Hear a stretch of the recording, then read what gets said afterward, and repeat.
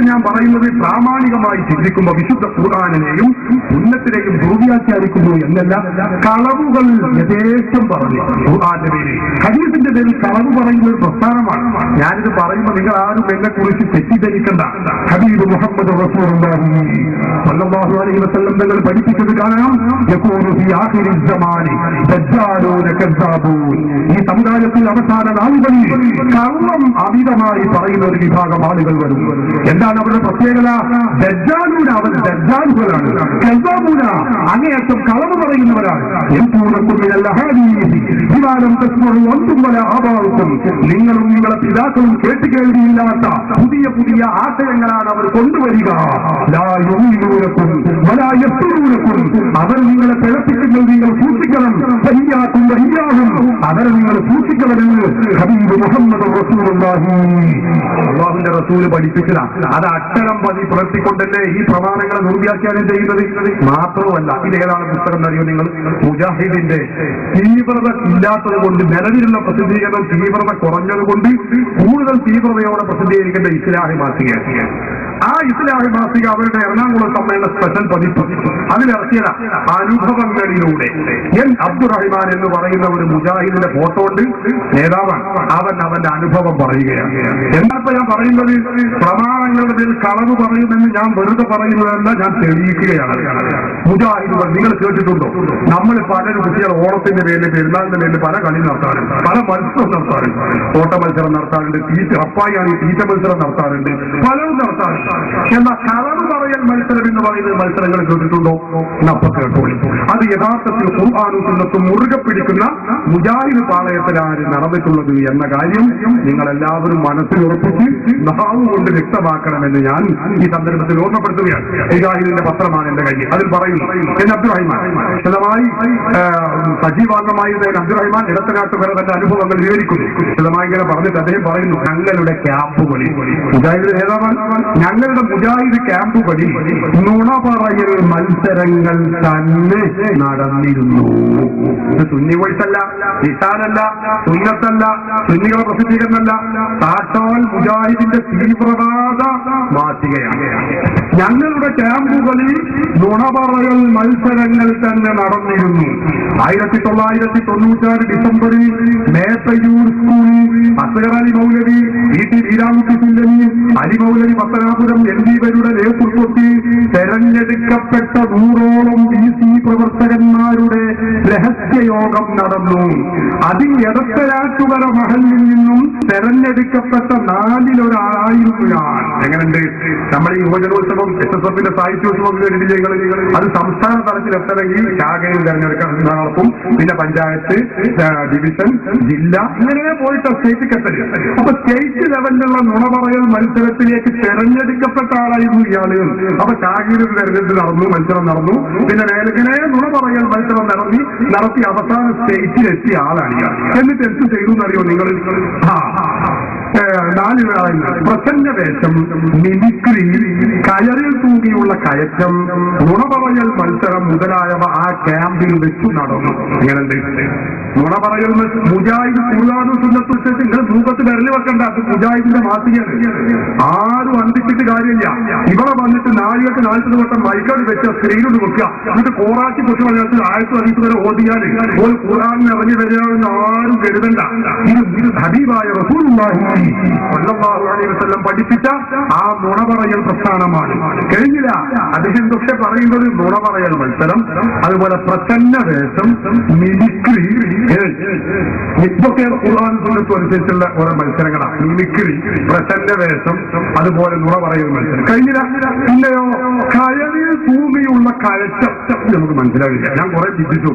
കയറിൽ തൂങ്ങിയിട്ടുള്ള ഇറക്കാനി ആത്മഹത്യ ചെയ്യാനാണെന്ന് കരുതാൻ. ഇത് കയറിൽ തൂങ്ങിയിട്ട് മേലക്ക് വല്ല വീടും ജനാധിപത്യമായിരിക്കും. എന്താ എനിക്കറിയാൻ മനസ്സിലാവില്ല. അള്ളാഹു അങ്ങനെ കയറിയുള്ള കയറ്റം, നുണ പറയൽ മത്സരം മുതലായവ ആ ക്യാമ്പിൽ വെച്ച് നടന്നു. അത് ഇസ്ലാമികമാണോ, നമുക്ക് ചേർന്നതാണോ എന്ന ചോദ്യങ്ങൾക്ക് ആവശ്യമായി വരും എന്നാണ് അസ്ഗർ അലി മൗലവി മറുപടി മറുപടി പറഞ്ഞത്. എങ്ങനെയുണ്ട്? അത് ഇസ്ലാമിലാണോ നുണ പറയുന്നത്? അതൊക്കെ നമുക്ക് ഖുർആൻ സുന്നത്തിന്റെ അടിസ്ഥാനത്തിൽ ആവശ്യമായി വരും എന്നാണ് പറഞ്ഞത്. നോക്കണം നിങ്ങൾ. എന്നിട്ടോ ഏതായാലും അന്നത്തെ നുണ പറയൽ മത്സരത്തിൽ 1ാം സ്ഥാനം എനിക്കും 2ാം സ്ഥാനം പിരിച്ചുവിടപ്പെട്ട ISMന്റെ ഇന്നത്തെ സ്റ്റേറ്റ് ട്രഷറർ എന്നും ജലീൽ മാസ്റ്റർക്കുമാണ് ലഭിച്ചത്. എങ്ങനെയുണ്ട്? മുജാഹിദിന്റെ സംസ്ഥാന ട്രഷററായ നേതാവാകാനുള്ള യോഗ്യതയൊക്കെ നുണ പറയൽ മത്സരത്തിൽ 1ാം സ്ഥാനം നേടുക, 2ാം സ്ഥാനം നേടുക, 3ാം സ്ഥാനം നേടുക. എന്നിട്ട് അദ്ദേഹം പറയുന്നു, മത്സര വിജയി എന്ന നിലയ്ക്ക് 5 റെക്കോർഡ് സോപ്പ് പെട്ടികളും എനിക്ക് കിട്ടി. എങ്ങനെയുണ്ട്? നുണ പറയൽ മത്സരത്തിൽ ഫസ്റ്റ് കിട്ടിയത് കൊണ്ട് ആ പാപക്കരകൾ ഒന്നാലെ കഴുകിക്കളയാനായിട്ട് 5 റെക്കോർഡ് സോപ്പ് പെട്ടി കിട്ടിയില്ല. നോക്കണം നിങ്ങൾ. കഴിഞ്ഞില്ല. സ്വരം മാറ്റി ഫോണിലൂടെ സംസാരിച്ച് തെറ്റിദ്ധാരണ ഉണ്ടാക്കാൻ തക്കപാഠത്തിൽ മിമിക്രി പരിശീലനവും നടന്നു. അതിനും എനിക്ക് സമ്മാനം കിട്ടിയിരുന്നു. ആ ക്യാമ്പിൽ CP ഉമർ സുല്ലമി ജിഹാദ് എന്ന വിഷയ സംബന്ധമായി ക്ലാസ് എടുത്തിരുന്നു. അപ്പൊ CP ഉമർ സുല്ലമി എന്ന് പറഞ്ഞാൽ മുജാഹിദ് പണ്ഡിത സംഘടനയുടെ ഇന്നത്തെ സംസ്ഥാന പ്രസിഡന്റാണ്. ഈ മുജാഹിദുകൾ സംസ്ഥാന നേതാക്കളും അനുയായികളും കൂടി നടത്തുന്ന പരിപാടി. അപ്പൊ നുണ പറയുന്നത് അറിയോ നിങ്ങൾ? അപ്പൊ നുണ പറഞ്ഞിട്ട് ഏറ്റവും കൂടുതൽ സ്ഥാനം പോയിന്റ് നേടിയ ആൾക്ക് സമ്മാനം കൊടുക്കുക. എന്തിനാണത്? സുന്നികളുടെ പേരില്, ഖുർആന്റെ പേരില്, ഹദീസിന്റെ പേരിൽ നുണ കൂടുതൽ പറയാനുള്ള താല്പര്യം ഉണ്ടാക്കി തീർക്കുക. അതുകൊണ്ടാണ് ഞാൻ പറയുന്നത്, വഹാബികൾ ഇവിടെ ഖുർആനും സുന്നത്തും ദുർവ്യാഖ്യാനിക്കുന്നവരാണ്. ഖുർആനിന്റെയും സുന്നത്തിന്റെയും പേരിൽ യഥേഷ്ടം നുണകൾ, കളവുകൾ മാത്രം പറഞ്ഞു പരിചയമുള്ളവരാണ്. ഇതിലാരും സംഘിക്കേണ്ടതില്ല. അതുകൊണ്ടാണ് ബൈക്കിൽ യാത്ര ചെയ്യുന്നതിന് ഒരു കുഴപ്പമില്ല, 24 മണിക്കൂറിനുള്ളിൽ എത്തിച്ചേർന്നുള്ള വ്യവസ്ഥ മാത്രമേ ഉള്ളൂ എന്ന് പറയാനുള്ള കാലം. ഇതൊക്കെ കേൾക്കുമ്പോ ഇസ്ലാമികമായി അത്ര ബോധമില്ലാത്ത ഒരാള്, ഒരു ചെറുപ്പക്കാരൻ ഈ പ്രസ്ഥാനത്തിൽ കൂടിയാൽ ഇങ്ങനെയൊക്കെയുള്ള നേട്ടമുണ്ടല്ലോ എന്ന് കരുതി ആരെങ്കിലും മുജാഹിദ് ആയാൽ പിന്നെ ചെറുപ്പക്കാര് മുജാഹിദിന് പോകുന്നുണ്ടോ എന്ന് പറഞ്ഞ് ആരും സംഘിക്കേണ്ടതില്ല. അല്ലെങ്കിൽ ആരെങ്കിലും ജമാഅത്തെ ഇസ്ലാമിലേക്ക് പോകുന്നുണ്ടല്ലോ എന്ന് പറഞ്ഞ് സംഘിക്കേണ്ട ഒരു കാര്യമില്ല. അതിനൊക്കെയുള്ള സുഖം ഈ ജാതി കുറെ പരമസുഖങ്ങൾ ലഭ്യമാവാണ്ട്. അതുകൊണ്ടാണ് ആളുകളൊക്കെ ചിലരെങ്കിലും തെറ്റിദ്ധരിച്ചു പോകുന്നത്. അപ്പൊ പ്രമാണങ്ങൾ നിങ്ങൾ വസ്തുനിഷ്ഠമായി മനസ്സിലാക്കി യഥാർത്ഥ അഹ്ലുൽ സുന്നത്തി വൽ ജമാഅത്തിലേക്ക് തിരിച്ചു വരാൻ രാജ്യത്തെ എല്ലാ വിഭാഗം ആളുകളും തയ്യാറാണ്. അതിനുള്ള അവസരമാണ് ഇതുപോലുള്ള മുഖാമുഖങ്ങൾ. അപ്പൊ പുറത്തിരുന്ന് അത് ഓരോ പരിപാടിയാണെന്ന് ആരും പറയണ്ട. ഞങ്ങളുടെ സുതാര്യമായ രീതിയാണ്. ഇത്ര ധൈര്യത്തിലും തന്റേടത്തിലും അത് ഞങ്ങളുടെ വിവരം കൊണ്ടല്ല, നിങ്ങൾ മനസ്സിലാക്കണം. നമ്മൾ വലിയ വിവരസ്ഥന്മാരാണെന്ന് ആരും എഴുതണ്ട. ഞങ്ങൾ വളരെ പാവപ്പെട്ട, ഞങ്ങളെ വലിയ വലിയ ഉസ്താദുമാരുടെയും അവരുടെയൊക്കെ ചെറിയ ശിഷ്യന്മാരാണ്. ഞങ്ങളെ മുതിർന്നവർ എത്ര ആളുകളുണ്ട് നമ്മളെ അഹ്ലുൽ സുന്നയുടെ രംഗത്ത് അറിയും.